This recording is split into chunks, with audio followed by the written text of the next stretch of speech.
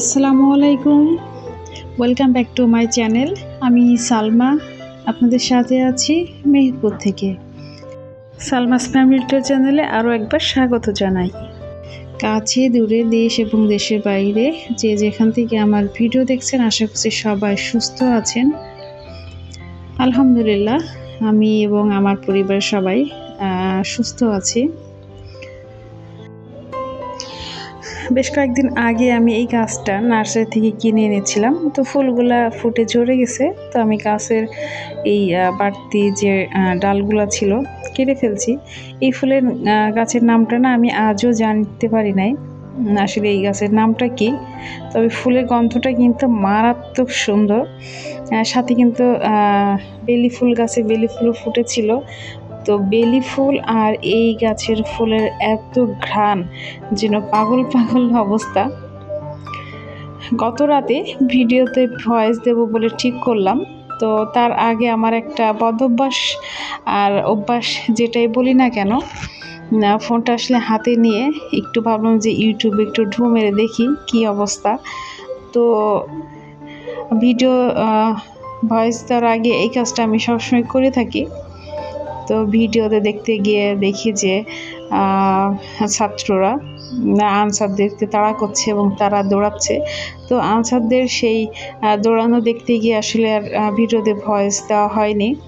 তো প্রায় রাত 1:30 পর্যন্ত আমি মোবাইলে শুধু সেই ভিডিও নিউজগুলো দেখেছি। তো আজকের দিনের বেলায় ভিডিওতে ভয়েস দিতে গিয়ে এত বেশি নয়েজ আসছে বাইরের, তো মানে খুবই বিরক্ত লাগছে আমার নিজের কাছে। আর আজকে আবার এমনিতে আমার বাসায় একটু আশেপাশে সাউন্ড খুব বেশি হয় দিনের বেলায়। তার উপরে আজকে বন্যা দুর্গত এলাকায় ত্রাণ পাঠানোর জন্য এখানে যেসব স্টুডেন্টরা আছে তারা সবাই মিলে টাকা ওঠাচ্ছে। আর আমার বাসা তো যেহেতু একদম বাজারের পাশে, মানে বাস স্ট্যান্ড, যেটাকে 3 রাস্তার মোড় বলে, একদম সেখানেই, যার কারণে আজকে শব্দটা একটু বেশি থাকবে। আর এই শব্দ থাকার কারণে আমি আপনাদের সবার কাছে ক্ষমা চেয়ে নিচ্ছি। আসলে কিছু করার নেই। কিছুদিন আগে আমাদের দেশটা নতুন করে আবার স্বাধীন হয়েছে।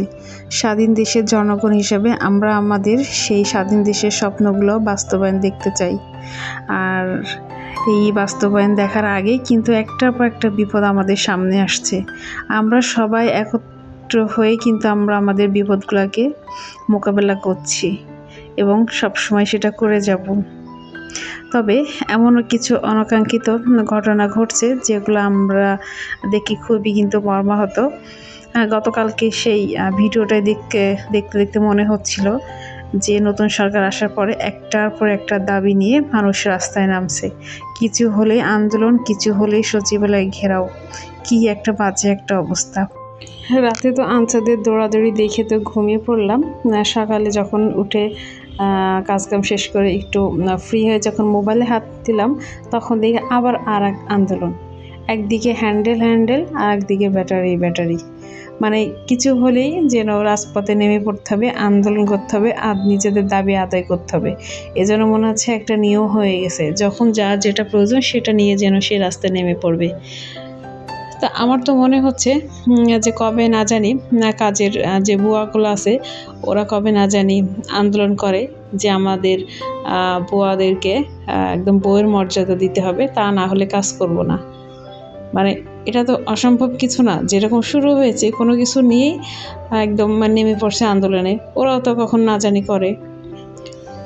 তো যাই হোক, অনেক কথা বললাম আর এর ভিতরে কিন্তু অনেক কাজই করে নিয়েছি। আসলে গত রাতে ভাত ছিল, সেই ভাতটা একটু ভেজে নিলাম। আমার ছেলে বিশেষ করে আফনানকে খিচুড়ি খাওয়াতে গেলে অনেক ঝামেলা করে, আর এই ধরনের ভাজা ভাজি এত বেশি মজা করে খাই। খাওয়া দাওয়া শেষ করে অনেক কাজকামও কিন্তু একটু করে নিয়েছি। তবে আমি আজকে বাজারে গিয়েছিলাম। এখানে সপ্তাহে 2 দিন আর কি হাট বসে। গ্রামগুলোতে তো 2 দিন হাট থাকে। তো একটা সময় দেখতাম যে শুধু পুরুষ মানুষ হচ্ছে হাটে যায়, গ্রামের মেয়েরা কিন্তু কখনোই হাটে যেত না। তবে এখন কিন্তু দিন অনেকটাই বদলিয়েছে।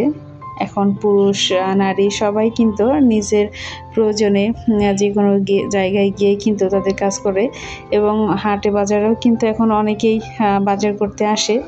তবে আমার কাছে এই জিনিসটা খুব বেশি ভালো লেগেছে, কারণ আমরা মেয়েরা বিশেষ করে গ্রামের হাটে বাজারে যেতে চায় না। গ্রামের মেয়ে বউরা যদি শপিং করতে পারে তাহলে বাজারে গিয়ে কেন বাজার করতে পারবে না, সেটাই হচ্ছে আমার কথা। তবে এখন কিন্তু অনেক মেয়েরাই কিন্তু এরকম সবজি বাজারে যায়, যেটা দেখে আমার অনেক বেশি ভালো লাগলো। আর আগে একটু মানে নিজের একটু আনইজি লাগতো, ঢাকাতে থাকতে অতটা খারাপ লাগতো না, তবে গ্রামে এসে বাজারে গেলে আমার একটু আনইজি লাগতো। তো দেখি যে অনেক মেয়েরা আসে, সেই থেকে এখন নিজের একটু বাজার করতে ইজি হয়। তো সব মিলে আর কি আছি আলহামদুলিল্লাহ। তো গ্রামে কিন্তু একদম ফ্রেশ সবজি পাওয়া যায়, যেটা ক্ষেত থেকেই তারা হচ্ছে প্রায় দুপুরের ভিতরে বাজারে নিয়ে আসে। আর আমি দুপুরে পরে বাজার করেছি, আজকে সব কিছু একদম টাটকা টাটকা।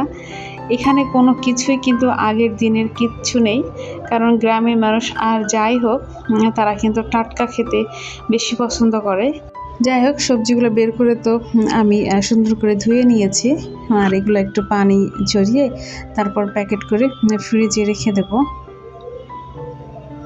আজকে মাছের বাজারে গিয়েছিলাম, তবে খুব একটা মাছ পাইনি, কারণ আর একটু পরে গেলে হয়তো বা মাছ পাওয়া যেত। তবে শুধুমাত্র একটা পাঙ্গাস মাছ নিয়ে এসেছি, রুই মাছ কেনার ইচ্ছা ছিল। আমার বাসায় ছোটো মাছ খুব কম খাওয়া হয়, কারণ আমার দুই ছেলে মাছ খেতে পছন্দ করে। তবে দেখা যায় যে ছোটো মাছ রান্না করলে ওরা আর খেতে চায় না। তো গ্রামে আসার পরে পাঙাশ মাছটা ওদের জন্য প্রায় কেনা হয়, কারণ ওরা দেখি যে পাঙাশ মাছ ইদানিং অনেক বেশি পছন্দ করে, এবং একটু সুন্দর করে যত সহকারে রান্না করলে কিন্তু পাঙাশ মাছ আসলেই ভালো লাগে। ঢাকাতে থাকতে আদিবের বাবা খুব একটা পাঙাশ কিনতো না, কিনতে বললেও তাল বাহানা করতো। তা আমার কাছে ভালো লাগে। আসলে কেউ যদি বলে যে পাঙাশ মাছ ভালো লাগে না খেতে, আমি বলবো যে হয়তো বা তার বাড়িতে যে রাঁধুনি আছে হয়তো সেই রাঁধুনি ভালো রান্না করতে পারে না।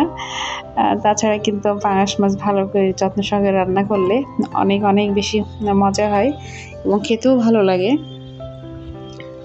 একসাথে অনেকগুলো মুরগি কিনে নিয়েছি, কারণ গরুর মাংসটা ইদানিং কম খাওয়া হয়। মুরগিটা আমার বাসায় সবসময় আর কি থাকেই। বাচ্চাদের জন্য চিকেনটা রাখলে দেখা যায় যে বিভিন্ন কাজে একটু ব্যবহার করা যায়, একটু নুডলস কিংবা পাস্তা, একটু বার্গার, এইসব কিছু যখন তখন বানানো যায়।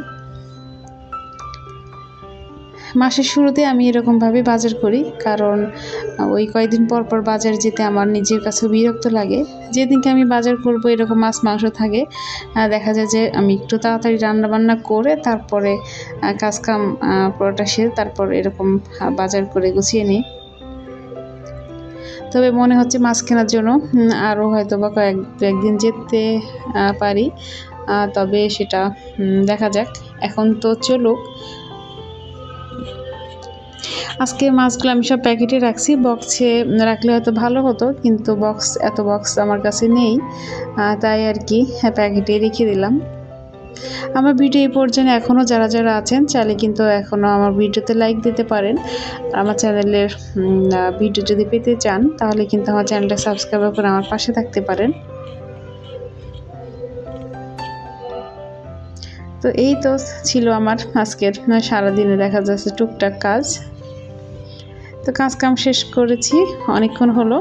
আর আদিব স্কুল থেকে এসেছে কিছুক্ষণ আগে, তো ওকে বলেছিলাম যে স্কুল থেকে আসার সময় সিঙ্গাড়া কিংবা চপ নিয়ে আসতে। সাধারণত সিঙ্গাড়া দেখা যায় যে সকালের দিকে ভাজে, তবে যেদিনকে হাট থাকে ওই দিনকে বিকেলেও থাকে। তো ওকে বলেছিলাম সিঙ্গাড়া চপ নিয়ে আসতে, কারণ ও আসতে আসতে প্রায় 4:30 বেজে গেছে বাসায়। আর এখন আমরা এই যে সবাই মিলে সিঙ্গাড়া চপ খাচ্ছি। ছেলেকে কিন্তু অবশ্যই টিফিন দিয়ে দিয়েছিলাম, আর যার কারণে এই ভাজা পোড়া এসেও খাচ্ছে। আলহামদুলিল্লাহ এখন পর্যন্ত পেট ঠিক আছে। তো সবাই মিলে এই যে মজা করে সিঙ্গারা চপ খাচ্ছিলাম। আর এই খেতে খেতে আপনাদের কাছ থেকেও বিদায় নিয়ে নিচ্ছি।